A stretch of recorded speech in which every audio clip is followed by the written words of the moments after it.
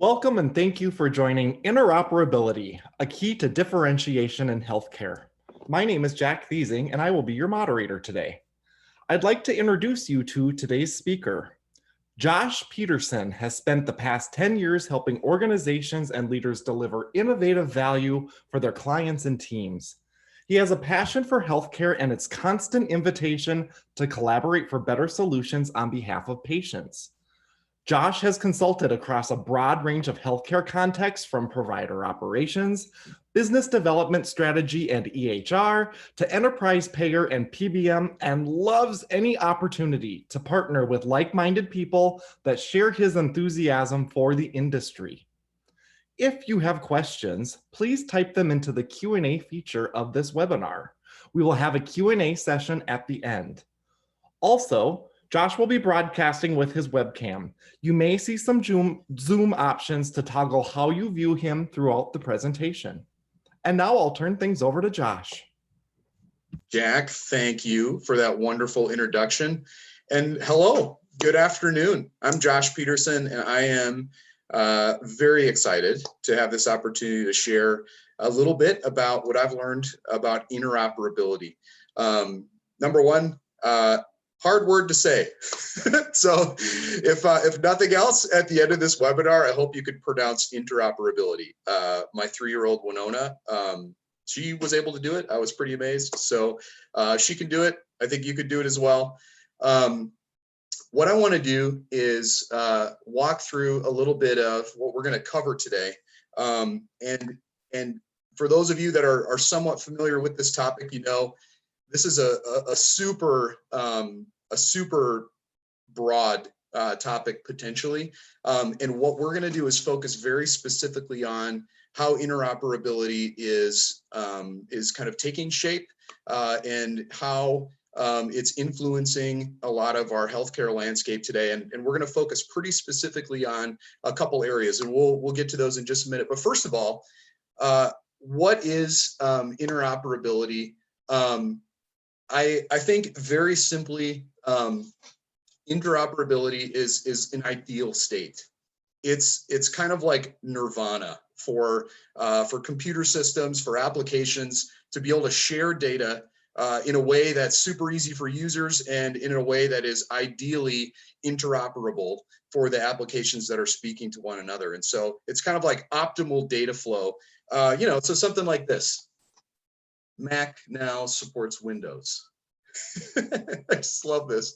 I don't know about any of you guys, but when I think about interoperability or systems working together, I don't always think of it being like ideal state. I think of it being kind of clunky. And for anybody that has used Windows on a Mac, you certainly can understand this, that not only can there be barriers to interoperability just with normal kind of technological challenges and all the versioning that seems to take place all the time with our technology, but sometimes people don't always play nice, and organizations don't always play nice together. It's not always in their best interest necessarily to make data flow smoothly and easily between one another. And so many of us in the healthcare landscape, we're somewhat familiar with this. So maybe some of you that are coming here from a provider or a health system, and you've used an electronic health record like Epic, or maybe you're at a children's hospital and you use Cerner, and you want to share data and you want to see the patient's chart and see all this information free flowing between systems. Sometimes we get kind of caught up in the middle of that. But technically, interoperability is really just kind of that ideal state of data being able to transfer back and forth freely. So because folks in the healthcare space don't always play nice together, CMS and more largely our federal government has kind of come down and said, hey, listen, we'll define it for everybody. Here's what it should be. And so with the recently released Cures Act, with respect to health information technology, here's kind of 3 tenets of interoperability that I think can kind of help guide us kind of in our discussion today. So A, according to the Cures Act, interoperability enables the secure exchange of electronic health information with and from other health information technology without special effort on the part of the user. So that's a really important piece there, without effort on the part of the user. And B, It allows for complete access, exchange, and use of all electronically accessible health information for authorized use under applicable state or federal law. And then lastly, it does not constitute information blocking. So that's another aspect of interoperability, especially in healthcare, that the federal government is really trying to kind of step in and make sure isn't an impediment to patients and members having free access to their information. So that's kind of the official CMS version of interoperability. And what I want to discuss today is a little bit of who should care within the healthcare landscape, who should really care about interoperability, why is this important, and hey, the name of this webinar is interoperability and how it can help to be a differentiator for your business. So what we're going to explore is what that might mean for a number of different players in the healthcare landscape. So I kind of want to unpack a little bit of how interoperability and why it's important for employers, for providers, for payers. So initially, hey, employers, we, as any employer, you are essentially responsible for your employees' data. So you go and you engage a health provider, you have a health plan, your member data is getting exchanged and being shared amongst these different entities. And as an employer, you have a vested interest in those different entities caring for and being good stewards of your employee data. So number one, hey, as an employer, if you're known to take care of your employee information and ensure that it's secure, that's a big deal. And what we find is that, hey, those providers that tend to do a really good job and are really good stewards of that data, it's good for their business. And subsequently for payers as well. Hey, if you are a health plan, if you are a PBM, and you show yourself as a good steward of data, that is going to come back and be an important aspect of your business development in the future.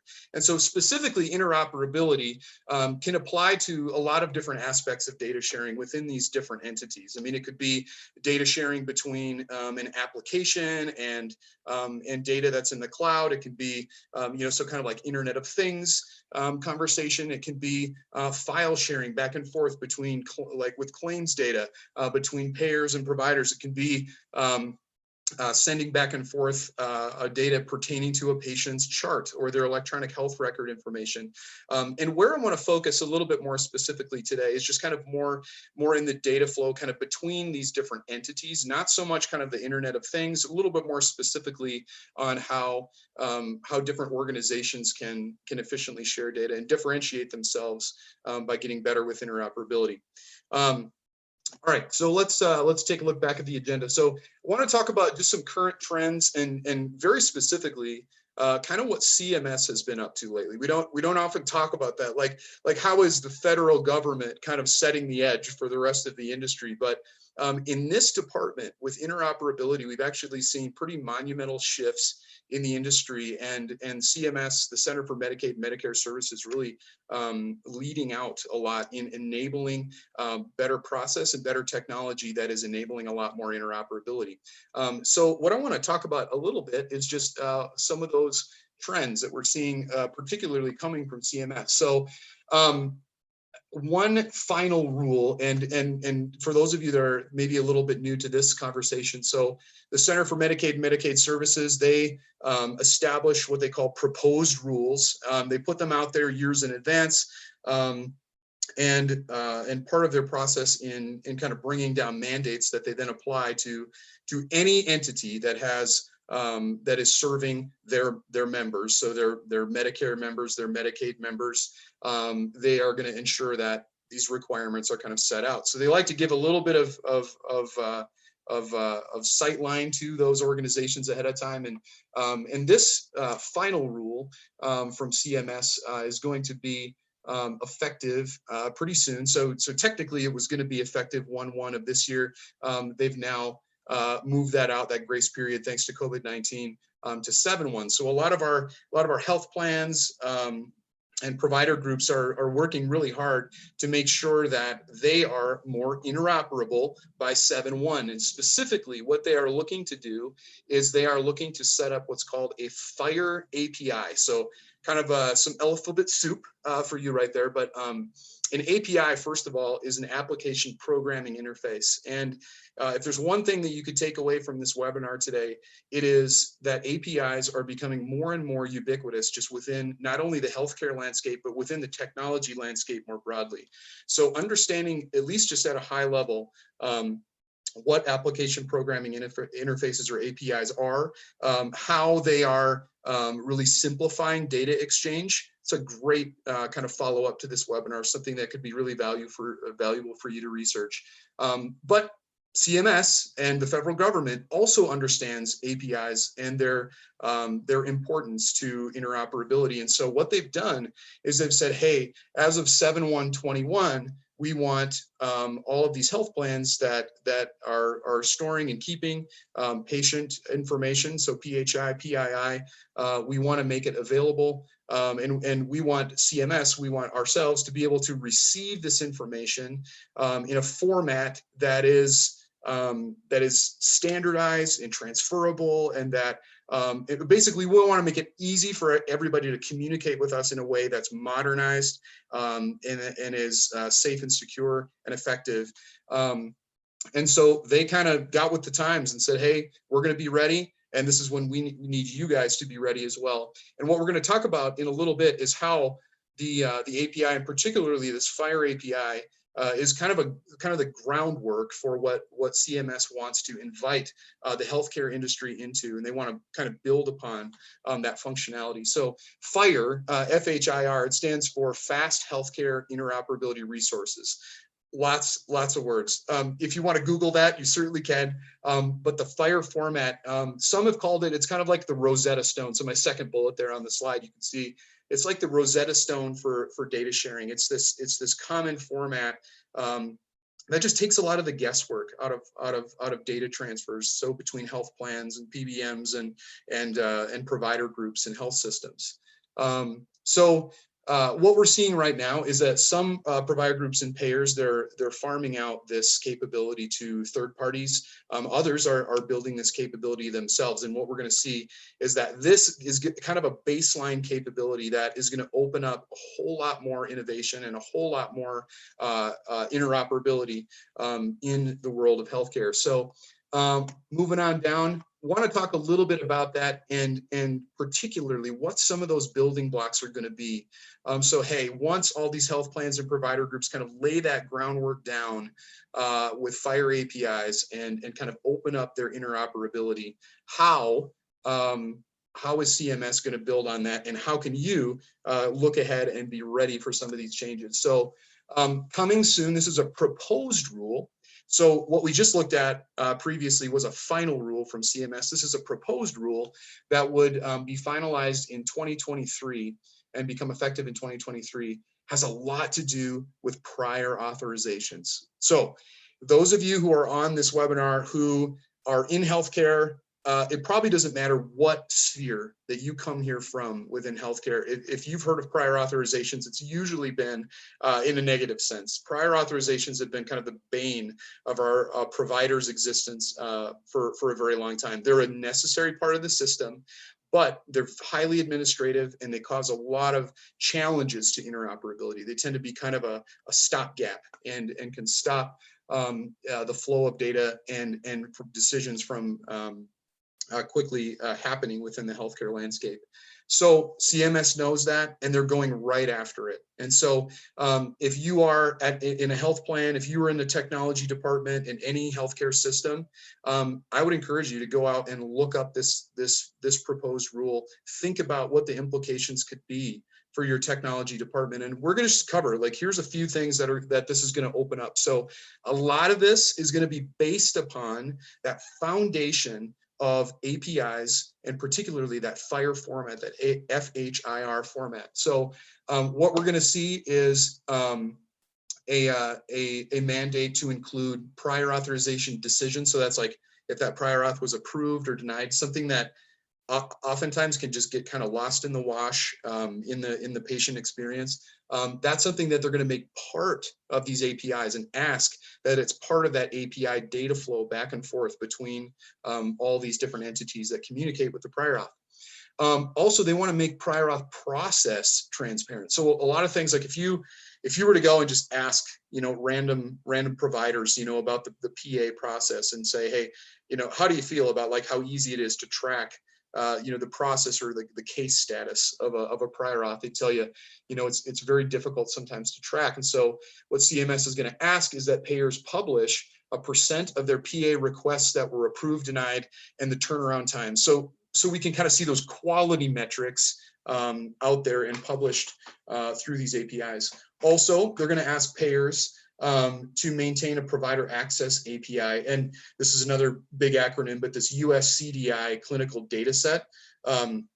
It's kind of like, it's a similar kind of Rosetta Stone for, and just sort of like a short list of clinical data points that that they're going to ask folks to be able to make available through this provider access API. So that's a payer and a provider being able to exchange that data directly between each other. Second to last bullet there, the payers must improve PA decision turnaround time and publish that through the FHIR API. So again, the decision time, that's kind of the from the start of a prior auth case to the end of it. That's something that they want to make public and make more transparent for everyone. And then lastly, I think this is kind of a cool requirement that they're proposing, is that they would fit prior authorization requirements into clinical workflows. What that means, so today, when a physician is having to walk through a prior auth, let's say it's for a certain medication, they oftentimes will have to go and link out to like a separate URL, look through a huge drug list, figure out basically what drugs are covered and choose from that list, and then go and make a new order maybe the generic medication or whatever it is. So what this requirement is saying is, hey, we want this information to be available via API so that a provider can actually see in their electronic health record. That's what they mean by the workflow. It's actually like right there on their screen, they can see the drug list, or make it a lot smoother and easier for them to choose that stuff. So these are all things that are coming. They're proposed rules, but they're things that number one will improve patient experience, improve provider experience, but they could have big ramifications for technology groups that need to be able to enable these technologies. And again, all based off of this desire for interoperability, more open, transparent data flow. Okay, so those are just a couple examples of what kind of some trends within the healthcare landscape, and we focused a lot on APIs, the FHIR API format, how CMS, some of the things they're mandating today to enable interoperability, some things that you can look ahead to anticipate in the future that are going to continue to open up interoperability. But as you can imagine, as data becomes more broadly shared and it is more easily transferred, we do know that the move to APIs will help with data security, but to a point. What we are seeing a lot in this industry is that a lot of organizations are really, they're number one, kind of scrambling to make and meet interoperability requirements. And what that means is that what can come or a consequence of that can be that they're maybe not always thinking about the way to best secure that data. So a lot of us in the healthcare landscape, we've heard about like de-identification. We've heard about masking and making data kind of obfuscated so that it's not as easy to read or to steal. However, there's a lot of data out there in our various organizations that we use for reporting, that we use for our applications, that really should be encrypted.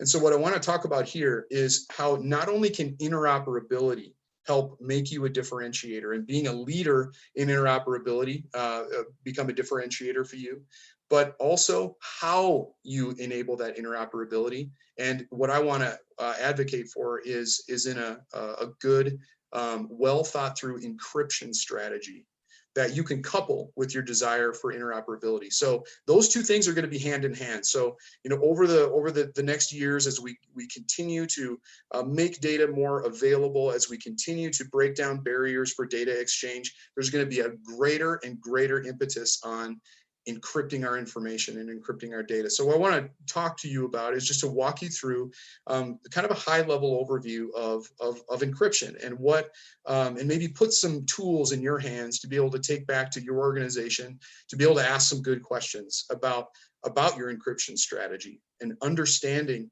what your organization is doing to protect that member patient data that you've been entrusted with, that you're a steward of. So one reason that I want to bring this up is because you've maybe even heard of some of these kind of troubling stories in the news related to interoperability and related to, frankly, just issues with data breaches and database like misconfiguration. So just last week, CVS reported a data leak that exposed 1 billion user records when a third-party vendor that they were using had misconfigured a database. They've come out and said, hey, there was no PHI that was shared, like it's really not like a real big impact. However, I think the jury's kind of out still on that, on whether or not there's going to be a lot of serious impact to members. But the story is just how easy it can be to publish information to an open forum like that if an encryption strategy isn't necessarily in place. Another example was in May. Maybe some of you have read about Scripps Health, which is in California. They're a big health system out there. They suffered a ransomware attack and it impacted 150,000 of their patients. I want to say they were down on paper for like 2 weeks because of this data breach. And so, maybe that sense that hey, ransomware attacks, those are the kind of things that like happen to banks. Those are the kind of things that happen to, whatever. There are a lot more situations like this that we're beginning to encounter, more like Scripps Healthcare. And then this was a couple years ago, but UW Medicine, they accidentally, kind of similar to that first example, they published some PHI data of about 1 million patients online. In that case, there was actually some PHI exposure and some issues that came from that. But the thing that I think would be helpful for you to leave this webinar with is this stat that was recently published from IBM reporting. They said on average that the cost of a healthcare data breach is around $7.1 million. And so, there's been a lot of talk about, I think healthcare has been excellent about focusing on quality. So, you walk around to various like surgery centers and you interview folks and you ask them like, hey, what are you doing about quality? And there's talk about like Six Sigma and all this kind of stuff. Wonderful. That's fantastic. And I think the next wave of focus in healthcare needs to be about protecting member data and ensuring that we are good stewards of that information in order that we become a differentiator in the market. So if you are an employer, you want to make sure that provider group that you're stewarding that health system that is caring for your members, caring for your patients, that they are taking good care of that sensitive information. And then, hey, those PBMs and health plans that those providers are working with and sharing data with, they are going to be differentiated by the way in which they steward data. And so I think in the past, it's been kind of this thing that's like, oh, just kind of leave it to the tech guys. This is going to become more and more something that business development teams, competitive intelligence, strategy groups are going to be focusing on, is your encryption strategy as a differentiator in the market. So let's talk really briefly just about some high level categories for encryption. So what I think would be a good takeaway for you to take back to your organization is just to kind of ask like, hey, when it comes to our sensitive data, our patient member data, what kind of an encryption do we have in place? Encryption strategies can be kind of from the very basic level, disk level encryption. So disk level encryption is kind of like your hard drive. So if your work laptop gets stolen, you have disk level encryption that protects that information and protects the actual device and the hard drive from being hacked. Table space level encryption. This is a much more common version of encryption that's often applied to what we call data at rest. So if you have like a big store of data, maybe that you use for reporting, for example, table space level encryption can be used to encrypt at the table level. So some examples would be like, maybe your organization uses Oracle or like IBM's DB2 or SQL. These database management systems usually have some kind of native encryption solution, like embedded within them that they have like within their software that you can utilize and encrypt data at that kind of table level, so table by table. A deeper level of encryption is what we call application level encryption. And some people would say that there's kind of like some overlap here between like encryption and like masking. For the sake of simplicity, I guess, application level encryption is encrypting the data that's actually like stored within the app itself. And it's a deeper level of encryption. It often has more storage ramifications, and it's more complicated for big technology organizations that have a lot of products. And one encryption strategy that is really taking off within the market that a lot of healthcare providers and health plans and provider or healthcare organizations are looking into is what we call encryption as a service. And encryption as a service is essentially like key management. That's another way of kind of thinking about it. Key management solutions that that can kind of sit over top of your data flow, and they can use key rotation and key level encryption to encrypt and decrypt data as it flows back and forth within the organization. So like HashiCorp Vault would be a good example of like a key management solution that might be applied to like, you know, cloud storage or maybe on-prem storage. So so those, I hope, can be just kind of some high-level categories for you to take back and just consider and maybe bring up with folks within your organization to understand, you know, what are we doing to ensure that our data is protected? What would happen, you know, if we were to be attacked? Like you could maybe can know, hey, disk level encryption, we have that, you know, so if a laptop gets stolen, we're covered. Table space level encryption. So, you know, if someone was to get access to our data tables, like, is that encrypted? And how about like the applications themselves? Do we have solutions for that? Or are we using some kind of encryption as a service in order to ensure that that our data is protected? So I believe that's all I have here. Yes. So that technically concludes the presentation.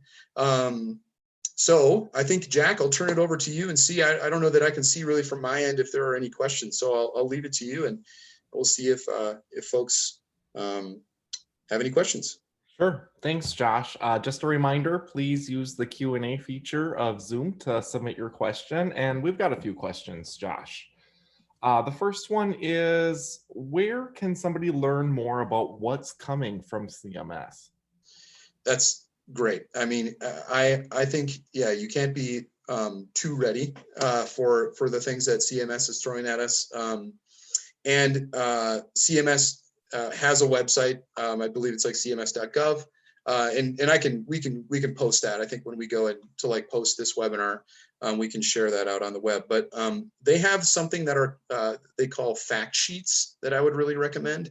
Fact sheets for different proposed rules that they're submitting, fact sheets for final rules that have already been approved and that health plans or providers need to comply with. So if you were to just Google that, like CMS, and look up fact sheets, that would be a great starting place and can give you some really helpful information. All right, a couple more questions. Who might somebody talk to in their organization to better understand their encryption strategy? That is a great question. There are so many people, and a lot of us work in very big organizations, especially in healthcare, and it can be easy to get kind of lost in the sea of people. So number one, typically the person that's in charge of an encryption strategy in a large organization would be the Chief Information Security Officer, the CISO. But oftentimes there are like information protection departments. So if there's somebody that's in like IP or information protection, or you might have a data security team, those can be some good places to start, just to kind of ask around a little bit. Some of your organizations might have like a department dedicated to infrastructure, or maybe it's maybe an offshoot perhaps of like your data architecture. Your like enterprise architects might be aware of or be able to point you to somebody who can begin to kind of share that picture with you. All right, maybe one more question. You had talked about APIs. Can they be used to add value internally within the organizations? Yeah, absolutely. So yeah, you're right. We talked a little bit about APIs being something that that are used and becoming more popular for sharing data outside of an organization or sharing data between organizations. But absolutely. Um, Actually, I think it was around like 2002. Jeff Bezos and Amazon, they famously decided to.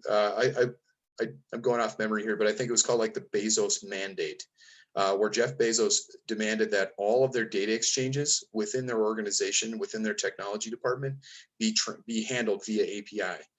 We're seeing a lot more organizations internally in their technology departments try to leverage APIs and entities in order to more freely and seamlessly pass information back and forth between their different product areas. Great. Thank you, Josh. I think that's it for questions. And thank you everybody for joining. This concludes our webinar. Please look for the recordings of our webinars on our YouTube channel and be sure to follow us on our social media channels. Also, if you have questions, please feel free to send an email to info@digineer.com. Have a great rest of your day. Thanks, everybody.